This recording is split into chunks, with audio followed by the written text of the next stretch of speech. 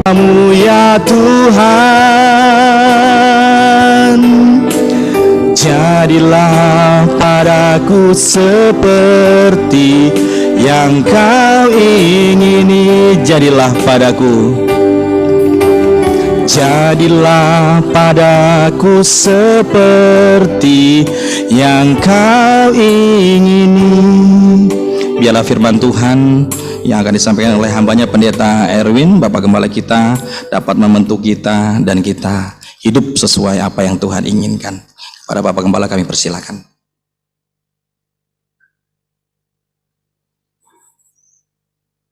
Mari kita tundukkan kepala, kita masuk dalam doa. Tuhan, kami bersyukur Engkau terus tidak pernah berhenti untuk memberikan firman-Mu, agar di masa-masa kami mengalami segala tantangan dan persoalan, kami boleh diteguhkan, kami boleh diberikan pengharapan, bahkan kami boleh terus berjalan bersama Kristus. Karena kami tahu kami adalah kepunyaan-Mu Tuhan, dan Engkau bertanggung jawab atas segala kehidupan kami. Saat ini kami akan siapkan hati untuk mendengar firman.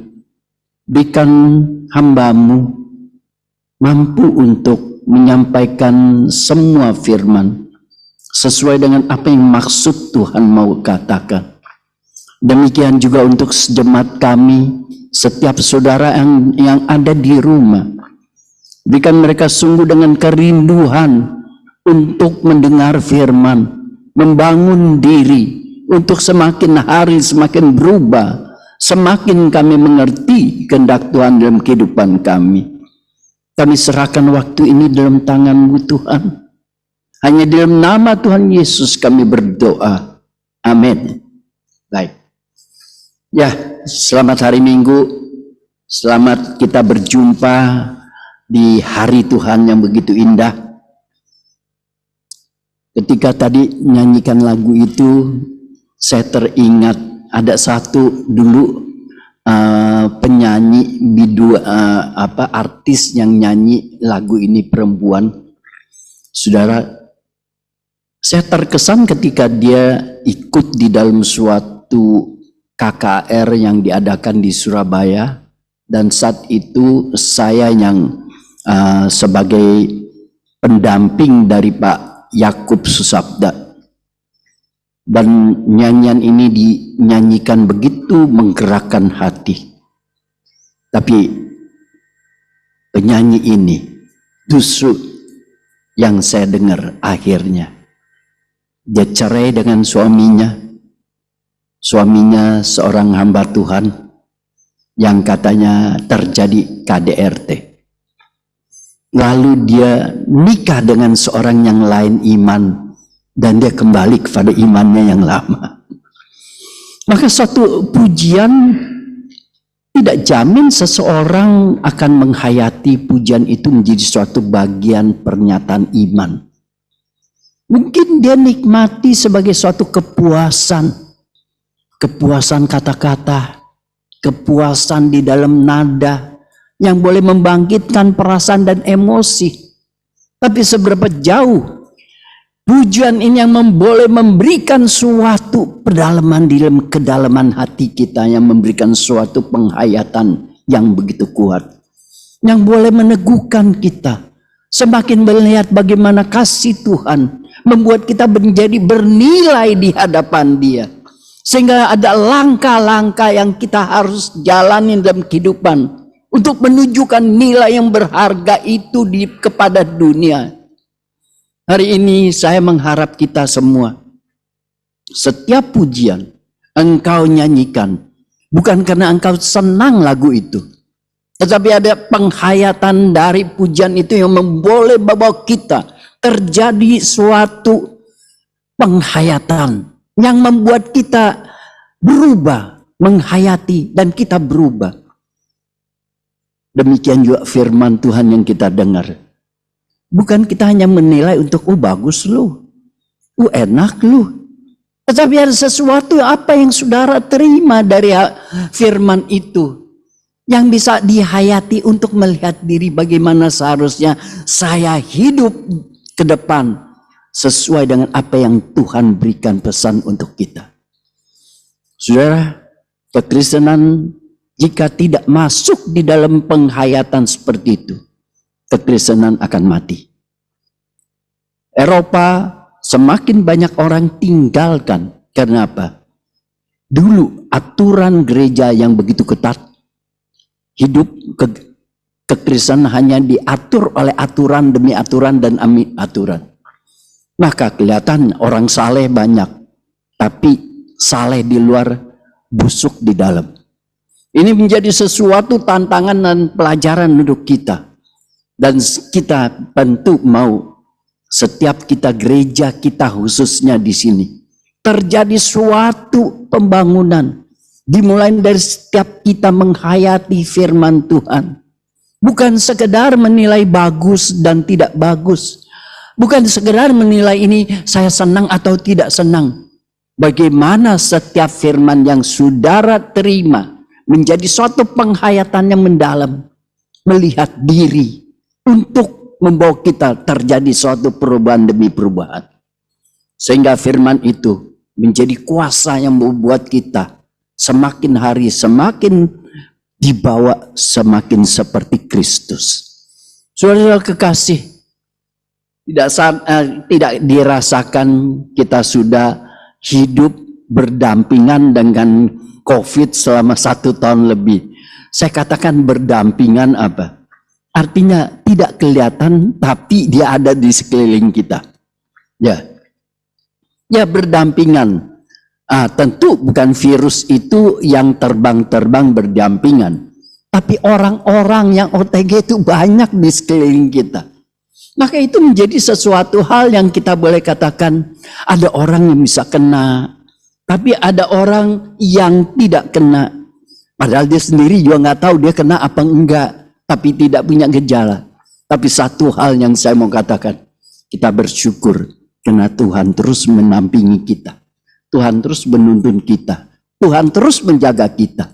Sehingga kita boleh yang kena sembuh. Yang tidak kena masih tetap kita hari ini bisa nikmati bagaimana kehidupan dalam pimpinan Tuhan. Saudara-saudara, dari sini kita tahu hidup ini adalah sesuatu yang dikendalikan oleh Tuhan. Bukan saudara, karena saya punya kemampuan saya jaga sehingga saya nggak kena. Berapa banyak dokter dusun yang jaga lebih hebat dari kita dusun, mereka banyak yang kena. Tapi satu hal yang membuat kita hidup ini adalah di bawah pengendalian Tuhan. Yang boleh membawa kita semakin teguh dalam iman ketika kita berjalan di tengah segala pergumulan dan masalah. Saudara kekasih, maka ini baiklah kita boleh menaikkan syukur. Sampai hari ini kita masih bisa hidup berkumpul, beribadah. Yang sakit boleh disembuhkan, yang tidak tahu sakit apa enggak tetap kita boleh berkumpul. Maka itu kita tetapkan satu dasar buat kita, yaitu seperti apa yang Paulus katakan, hidup adalah Kristus, mati adalah keuntungan. Wah, ketika berkata mati adalah keuntungan, kita langsung ingat siapa? Kita ingat siapa? Pak Ahok, ya kan? Cuma sayangnya Pak Ahok cuma ambil mati ada keuntungan, depannya dia enggak ambil hidup adalah Kristus. Ya, hidup adalah Kristus, mati ada keuntungan. Artinya apa? Hari ini, hari besok, hari yang akan datang, setiap hari saya hidup bersama dengan Kristus, saya akan berubah bersama dengan Kristus, saya akan berubah semakin hari semakin seperti Kristus. Maka mati atau tidak mati tidak menjadi persoalan. Kalau mati pun untung, tidak mati pun itu adalah apa? Membuat saya boleh terus bersama-sama kita berinteraksi. Hidup kita di dalam Kristus menikmati bagaimana karya Kristus yang bekerja terus dalam kehidupan kita hari demi hari. Hari ini kita masuk di bulan Juni. Sepanjang bulan Juni kita akan membahas berkaitan dengan gereja. Maka tema bulan Juni adalah hidup bergereja. Saudara, minggu ini kita khusus di minggu pertama, tema kita adalah gereja berdiri atas pengakuan bahwa Kristus Tuhan. Saudara, kita semua tahu, kita semua bergereja. Hidup bergereja. Apakah kita cuma tahu hidup bergereja itu yang penting tiap minggu kita datang gereja? Yang penting gereja itu tempat di mana saya boleh berkumpul. Yang penting gereja itu tempat saya boleh beraktivitas. Dan semua kita mungkin hanya memikirkan sampai batas di situ. Tidak melihat bagaimana esensi gereja yang sebenarnya yang Tuhan bangun di atas bumi ini. Saudara, begitu pentingnya orang Kristen banyaknya nggak mengerti esensi gereja. Ada yang menganggap gereja sebagai suatu organisasi kumpulan, ya daripada nggak ada, nanti udah tua, udah mati nggak ada yang urus, gue gabung aja ke gereja deh. Supaya satu hari ada apa-apa, ada yang ngurus gitu loh. Nah, ada lagi yang merasa, oh gereja enak loh. Saya ketemu satu teman sekolah, dia bilang apa? Pantas lu dari dulu, dari kecil lu udah masuk Kristen lu ya. Kenapa? Sekarang gue diajak ke gereja, gue baru tahu tuh. Taunya? Ya, dia bilang enak loh ke gereja. Enaknya apa? Saya bilang, waduh naikkan lagu pujian, utangnya sampai lupa loh katanya. Aduh, saya bilang, oh lu cuma buat bebasin pikiran dari beban utang baru ke gereja. Sudah banyak macam-macam pikiran kita tentang bergereja. Tapi kita tidak kembali kepada dasar bagaimana Tuhan ingin kita bergereja itu seperti apa. Mari saudara, hari ini kita coba mulai bagaimana Tuhan Yesus mulai menetapkan dasar gereja. Gereja berdiri di atas dasar apa? Hari ini kita akan coba membaca dari Matius pasal 16, dari ayat 13 sampai ayat yang ke-20. Kalau tadi kita ayat Mas membaca hanya di ayat 18, tapi hari ini saya mengajak kita mulai baca dari Matius 16, mulai ayat yang ke-13 sampai ayat yang ke-20. Baik, saya akan bacakan untuk saudara-saudara sekalian. Setelah Yesus tiba di daerah Kaisaria Filipi, dia bertanya kepada murid-muridnya, kata orang, siapakah anak manusia itu?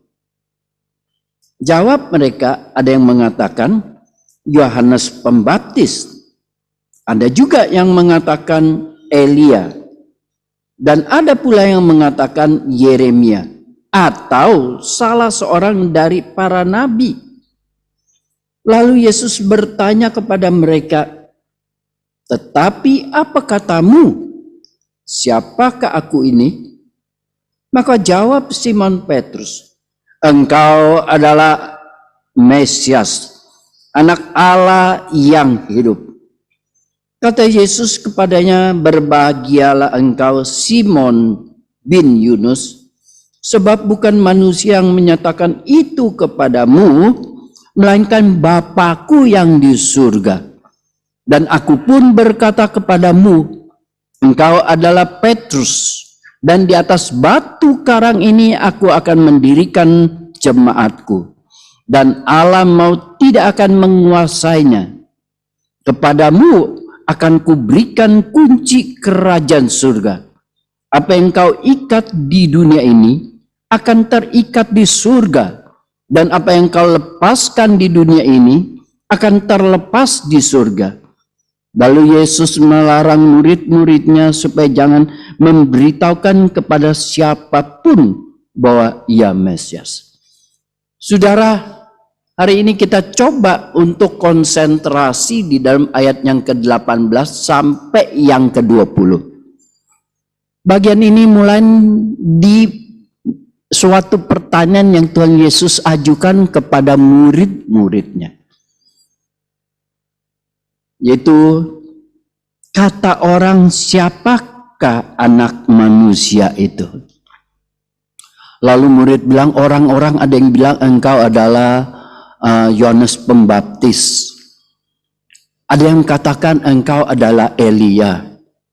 Ada yang katakan engkau Yeremia atau salah satu dari para nabi. Saudara, mereka berpikir yaitu berkaitan dengan beberapa cara pelayanannya Yesus itu seakan-akan punya identik dengan Yohanes Pembaptis yang membuat orang kembali bertobat karena kerajaan Allah sudah dekat. Yesus pun memberitakan tentang kerajaan Allah. Lalu berkaitan dengan Elia. Karena bagi orang Yahudi, orang Israel, Elia itu adalah suatu nabi yang besar. Kenapa? Mukjizat yang dilakukan oleh Elia itu luar biasa. Apa yang dilakukan oleh Yesus? Mereka kembali melihat bagaimana Elia juga bisa membangkitkan anak janda yang di Sarfat yang sudah mati. Elia bisa memberikan apa? Dari tidak ada makanan, roti yang tinggal hanya sepotong dengan tepung dan minyak. Akhirnya bisa berlipat ganda dan tidak habis-habis mereka boleh makan. Semua ini pelayanan-pelayanan Yesus membuat mereka melihat mereka diidentikan dengan nabi-nabi yang besar. Yesus juga identik dengan Yeremia dan penuh dengan hati yang lembut. Maka kita tahu Yeremia disebut nabi yang suka nangis, cengeng. Maka ada ratapan. Maka saudara-saudara kekasih, mereka semua orang hanya melihat Yesus dari identik seperti apa yang ada di dalam nabi. Bahkan mereka tidak mengenal dia adalah lebih daripada nabi.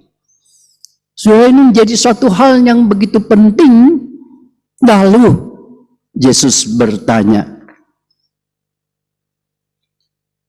tetapi apa katamu, siapakah aku ini?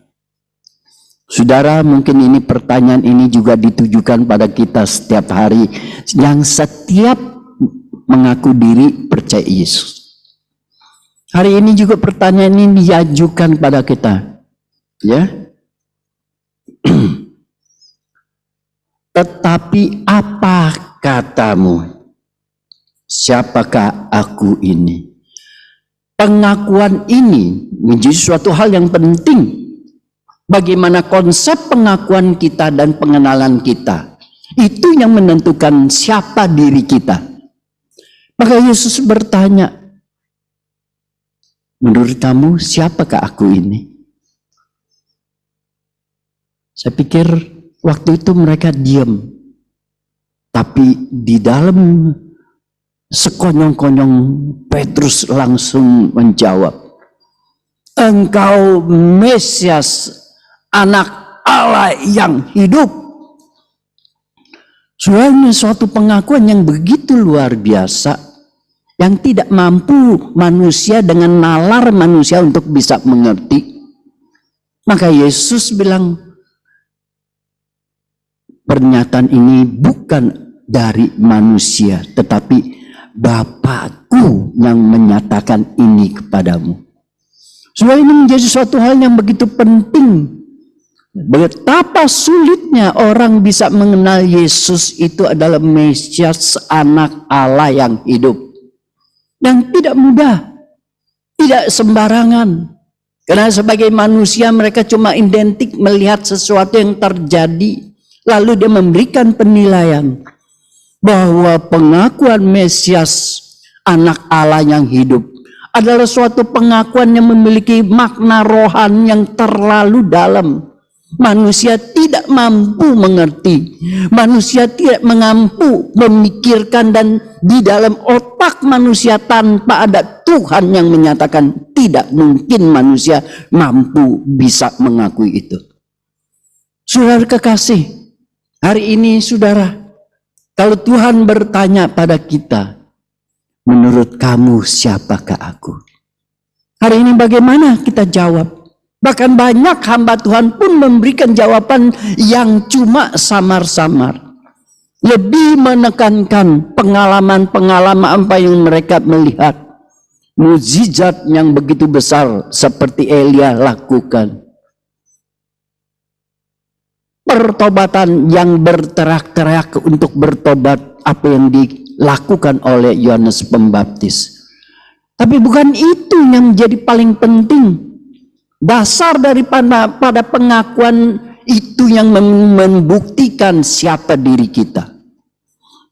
Saudara, dan itu adalah sesuatu yang dinyatakan Allah Bapa melalui Roh Kudus yang boleh kita mengakui di dalam diri kita. Saudara, ini menjadi suatu hal yang perlu hari ini kita coba pikirkan. Hari ini pengenalan kita terhadap Yesus itu seperti apa? Apakah dia cuma hanya memberikan jawaban seperti apa yang saya perlukan? Dia hanya pasif menunggu engkau mau apa saya berikan. Saya jadi apa? Saudara, banyak yang mengatakan, mengajarkan seperti itu. Dulu waktu saya masih remaja, saya pemuda, ada hamba Tuhan yang mengajarkan apa? Aku adalah aku. Seperti apa yang Allah nyatakan kepada Musa. Dia mengatakan apa? Itu Allah hanya memberikan apa? Tergantung seperti satu cek. Aku adalah aku, belakang ceknya nilainya kosong. Tergantung kamu mau isinya apa. Saudara, hari ini saya makin sadar, saya makin mengerti, saya pikir banyak hamba Tuhan jadi ngaco ya. Saudara, tergantung. Aku adalah aku, bagimu apa? Apa?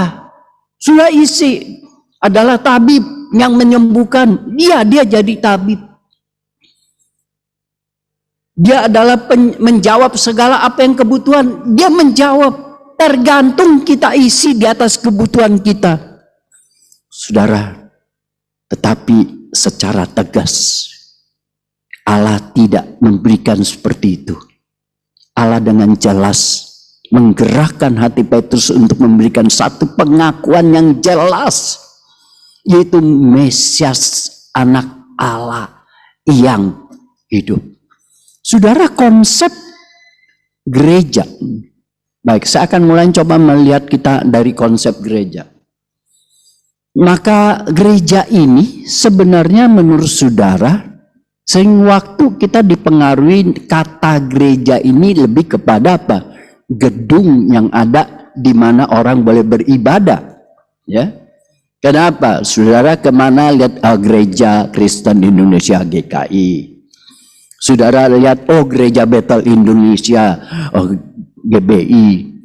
Saudara lihat ini gereja HKBP. Gereja GKY, gereja Isalmas. Semua identik bangunan-bangunan yang ada dikasih label namanya gereja.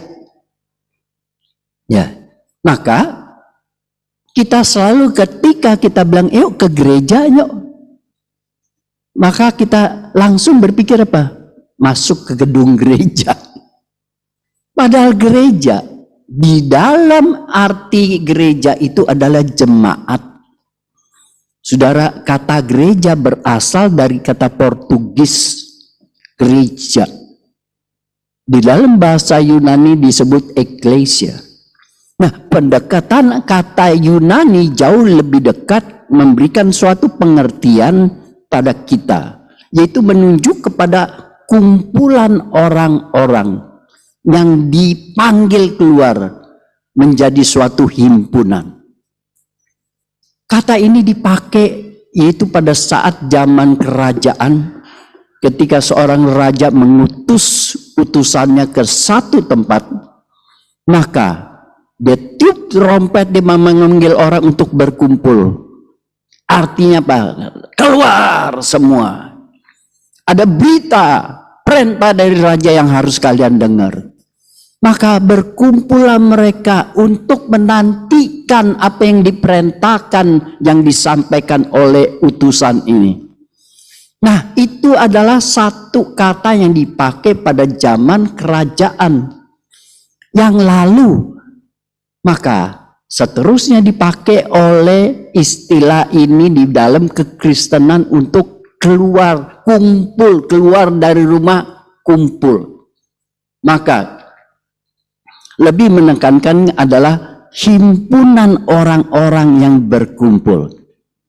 Nah, itu namanya jemaat. Lalu berkaitan, jemaat akan dibangun di atas suatu pengakuan. Ya. Nah, di dalam ini maka ada beberapa pemikiran yang kita bisa coba tanggapi. Satu pikiran yang menjelaskan adalah apa? Jemaat akan berdiri di atas dasar pengakuan Petrus bahwa Yesus adalah Mesias, anak Allah yang hidup. Gereja berdiri di atas pengakuan dari Petrus bahwa Yesus adalah Mesias dan anak Allah yang hidup. Artinya setiap orang yang mengakui sebagai suatu pengakuan iman bahwa dia mengakui Yesus sebagai Mesias dan anak Allah yang hidup, mereka berkumpul bersatu, itu menjadi kumpulan namanya jemaat. Tapi ada satu lagi cara menafsir, yaitu gereja dibangun berdiri di atas dasar Petrus. Nah, karena dianggap katanya, engkau Petrus, aku akan mendirikan di atas batu karang ini, aku akan mendirikan jemaatku. Kata Petrus, maka ini menjadi perdebatan sampai sekarang. Ada dua kelompok pengertian yang berbeda. Satu pengertian mengatakan engkau Petrus. Kata Petrus di dalam bahasa Aram dan Yunani adalah batu. Artinya di atas batu karang. Petrus bukan batu karang. Petrus adalah batu. Arti Petrus adalah batu. Tapi batu karang bukan menunjuk Petrus. Harus kembali kepada apa? Kristus sebagai batu karang. Sesuai dengan apa yang tercatat di dalam 1 Korintus.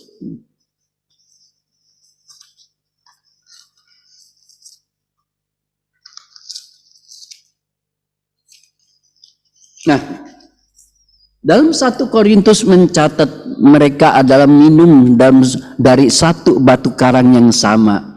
Dan batu karang itu adalah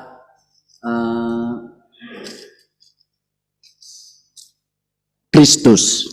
Saudara kekasih, maka kembali di dalam suatu penafsiran, sehingga orang lebih berpegang kepada bahwa Petrus bukan batu karang.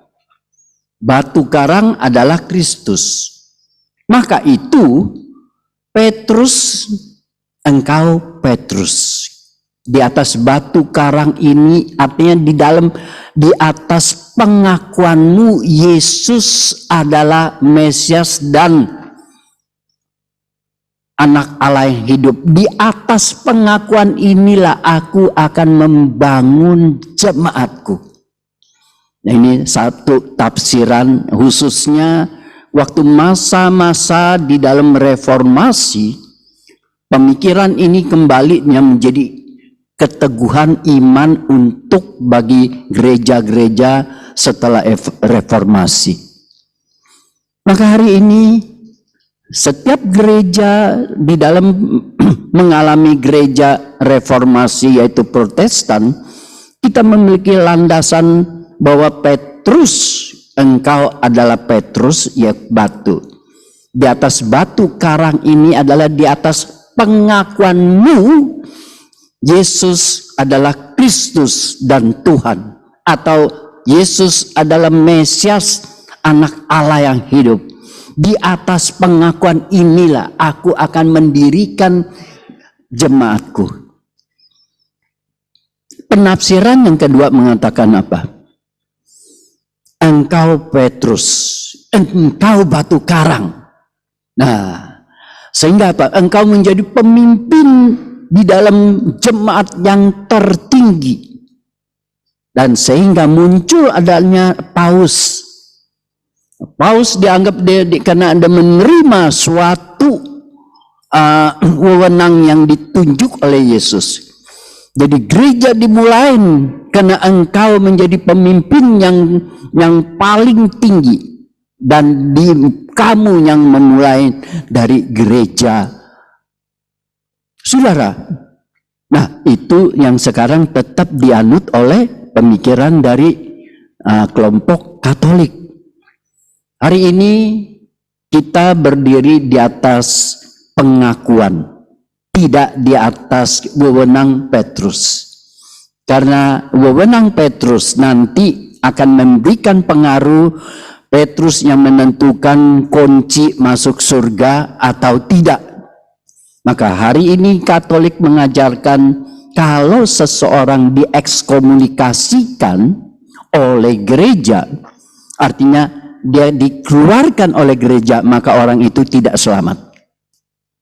Tapi buat kita, gereja kita yang mengalami reformasi, kita punya pengertian tidak di atas pengakuan.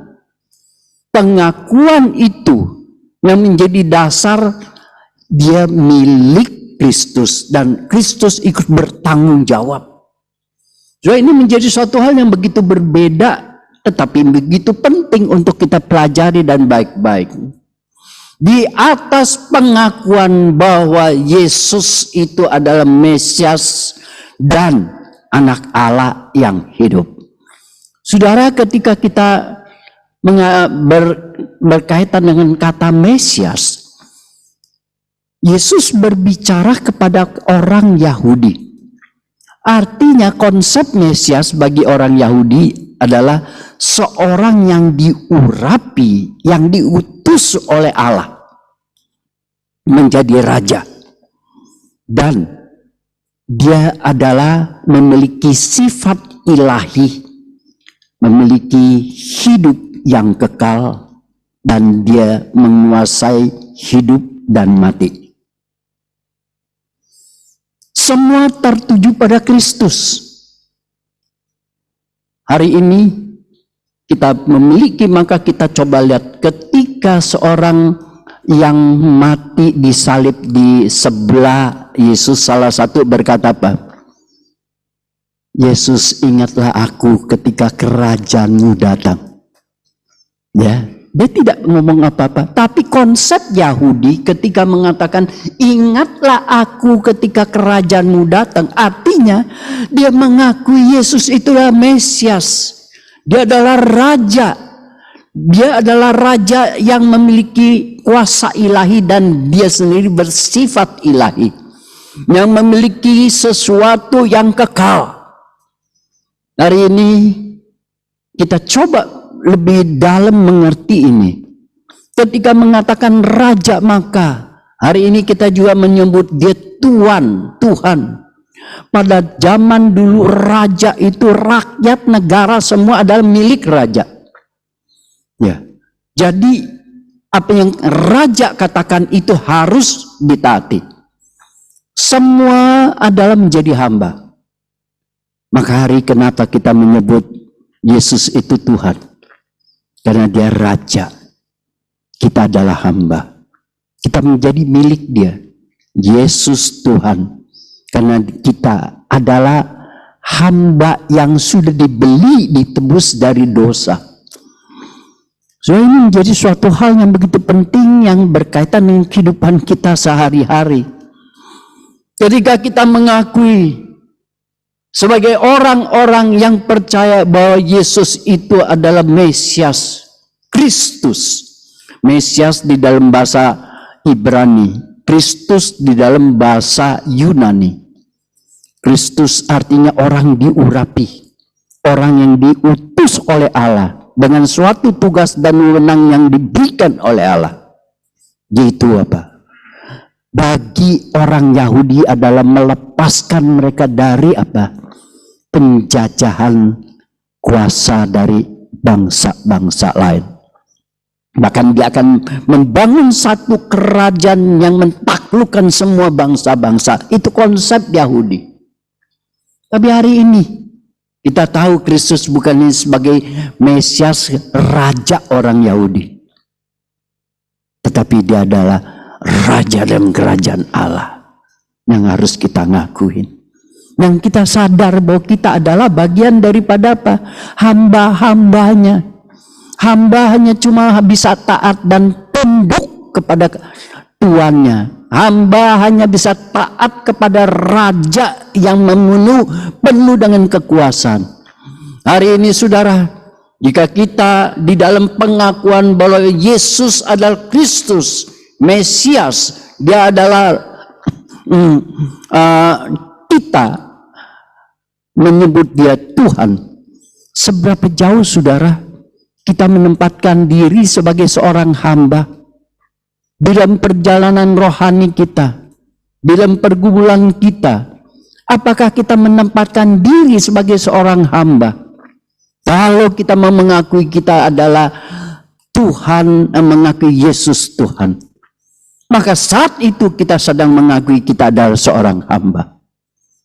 Seberapa jauh kehidupan kita, sungguh kita taat kepada Tuhan yang menjalankan segala otoritasnya.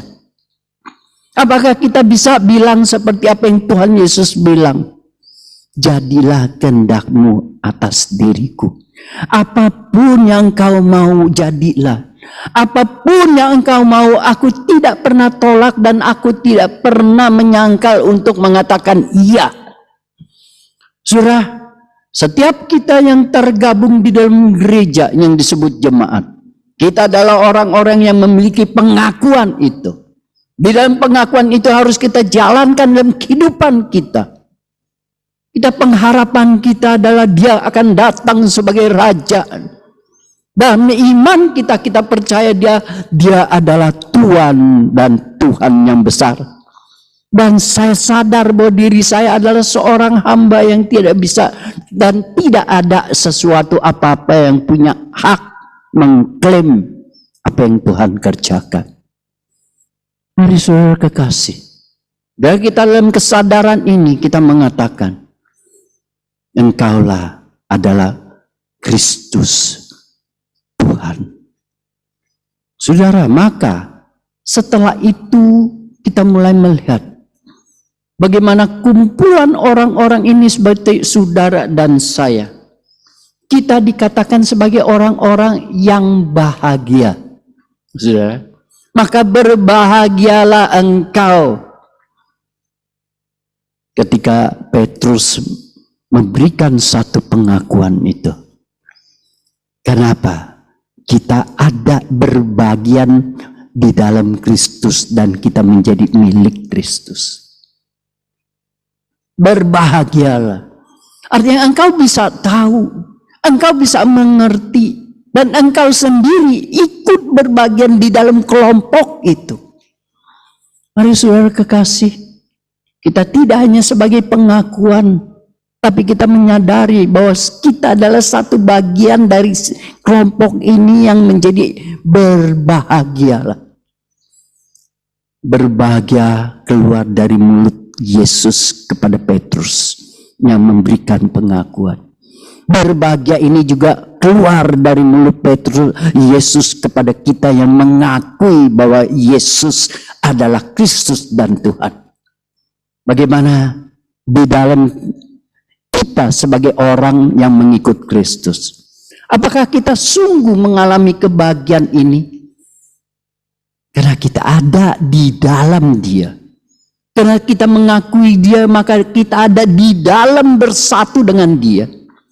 Kita menjadi milik Dia. Sudah menjadi suatu hal yang terlalu besar bahagianya, yang tidak bisa kita sebut. COVID-19. Kita hidup dalam segala situasi.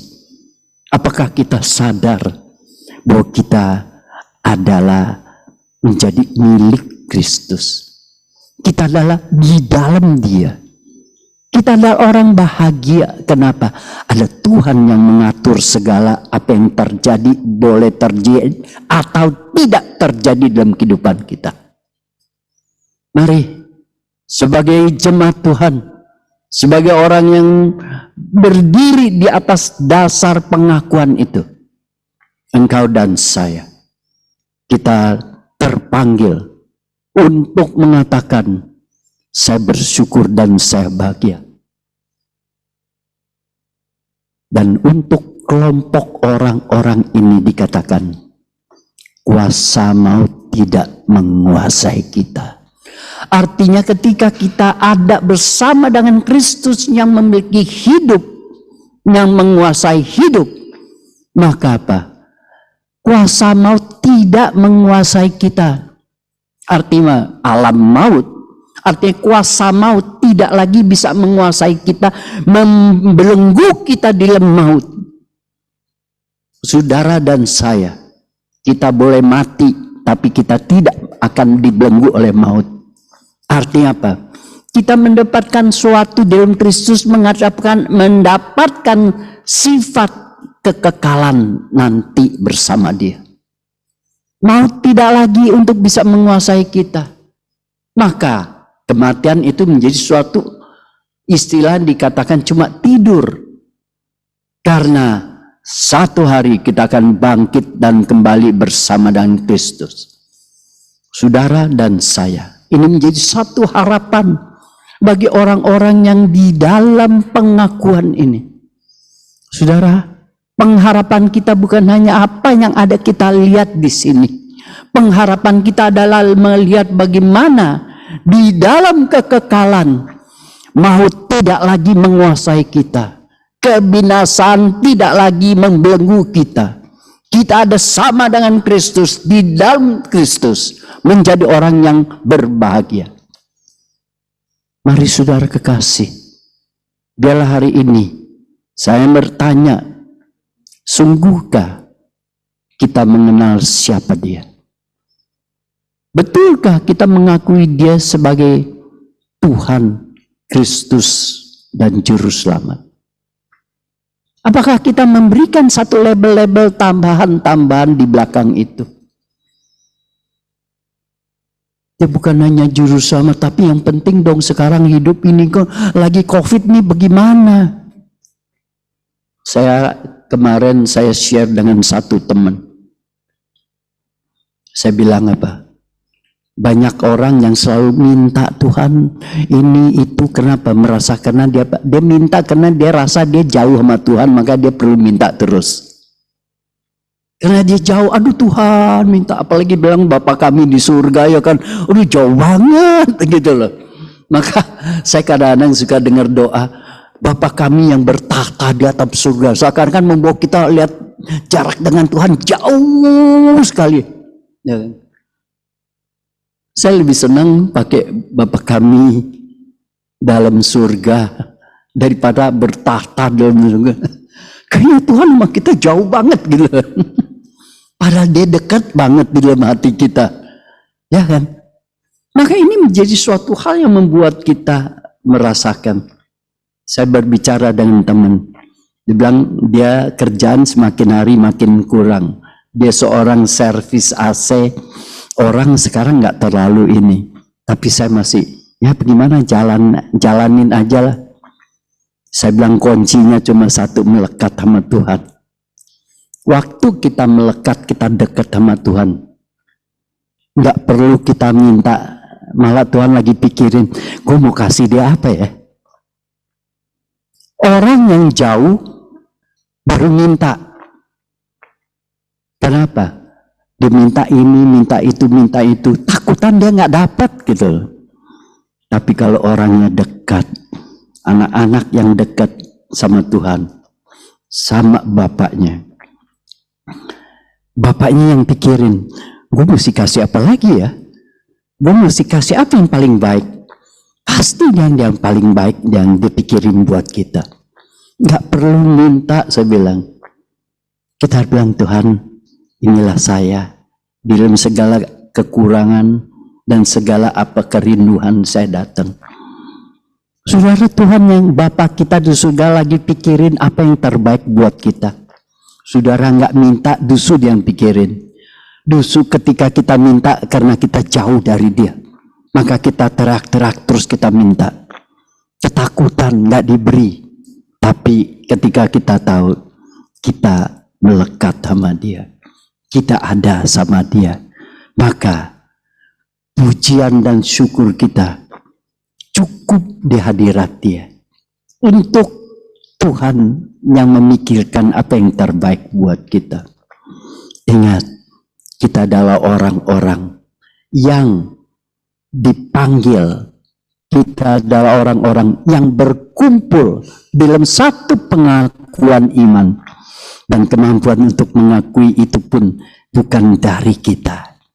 Karena Tuhan yang membukakan batin mata rohani kita. Agar dikatakan kita, Bapa mula yang menyatakan itu padamu. Secara logika tidak ada satu manusia yang bisa mengakui Yesus Tuhan dan Juru Selamat. Kalau bukan pekerjaan Tuhan di dalam kita. Saya selalu bilang, ketika orang diajak berpikir secara logika, maka orang tanya, apa urusannya Yesus orang Yahudi dengan kita orang Indonesia? Apa urusannya matinya dia dengan kita pada zaman ini?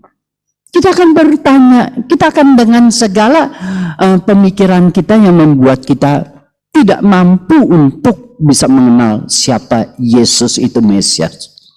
Tapi hari ini saudara, engkau bisa mengakui, engkau bisa menerima, engkau menjadi kumpulan orang-orang dalam satu pengakuan iman yang sama. Karena Allah bekerja di dalam dirimu. Sehingga kita satu di dalam Kristus. Menjadi milik Kristus. Yang menjadi sesuatu yang disebut berbahagialah. Ketika kita lihat perjamuan kudus yang disediakan.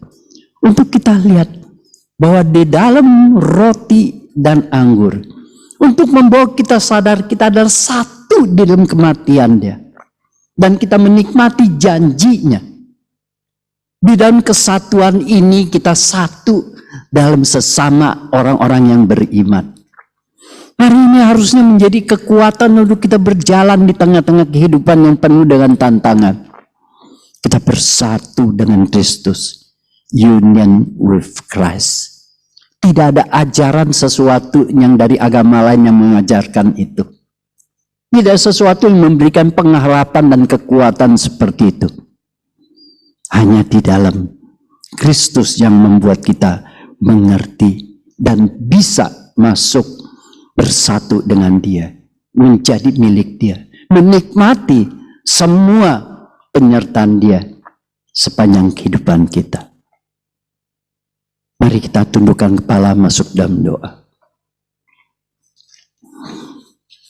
Tuhan, kami bersyukur biarlah kami hari ini menjadi orang-orang yang berhimpun, yang mengakui Yesus itu adalah Tuhan dan Juru Selamat.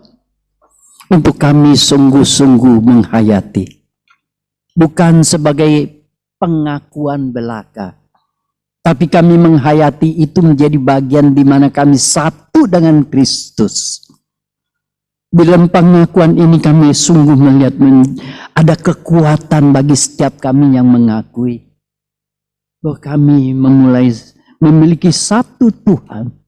Kami memiliki satu Raja yang penuh dengan kekuasaan yang menentukan hidup dan mati.